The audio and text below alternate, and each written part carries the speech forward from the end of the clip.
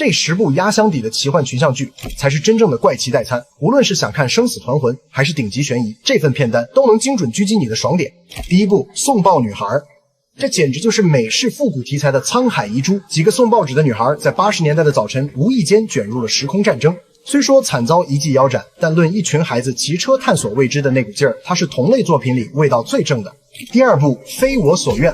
作为怪奇物语的同门血脉，这部剧将少女的愤怒与异能爆发完美缝合。最后那场血染舞会不仅致敬了魔女佳丽，更是拉满了怪奇般的宿命感。在那一刻，她碎掉的不只是舞裙，还有对这个世界的最后一丝耐心。第三部《怪诞小镇》，这是成年人必看的顶级悬疑番，从诡谲怪谈到时空缝隙，层层伏笔，在终局收束时堪称一绝。全剧平衡了克苏鲁式的未知恐惧与家庭温情，相信我，看完后你会被编剧缜密的逻辑彻底折服。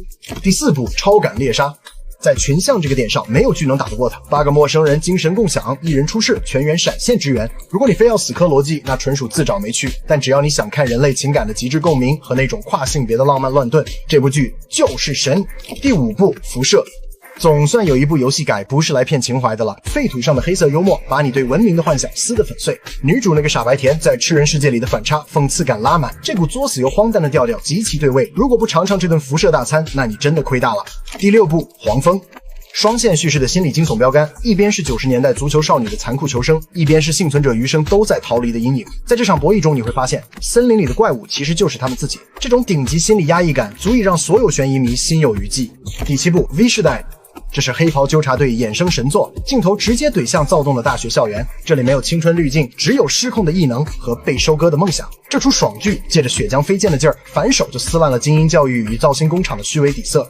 第8部《仙剑之名》，这是一场宏大的神学实验，靠跳一段广播体操穿越维度，听着像诈骗，拍出来却是神迹。全剧要么让人哭得稀里哗啦，要么让人尴尬到脚趾抓地。编剧的脑洞已经突破了天际，网飞当年的无情腰斩简直是最大的罪过。第9部《鹿角男孩》，这出异类公路片硬是从废墟里抠出了点人性残渣，虽说是大叔带娃的俗套设定，却完美复刻了那种为了你敢和全世界翻脸的极致拉扯。这种爹味十足的守护，剧本再旧照样能把你的眼泪骗得一干二净。第10部《双峰》，作为美剧怪谈的老祖宗，大卫林奇就是来折磨你脑细胞的。那些迷离到窒息的运镜，仿佛磕了致幻剂一样的神神叨叨。后世90%的悬疑剧都在抄他作业，别试图去找什么前因后果。面对这件艺术品，你只需要准备好3值，迎接这场精神洗礼。这10部里，谁才是你心里的怪奇继承人？评论区聊聊。我是酷猫，关注我，带你告别剧荒。咱们下期见。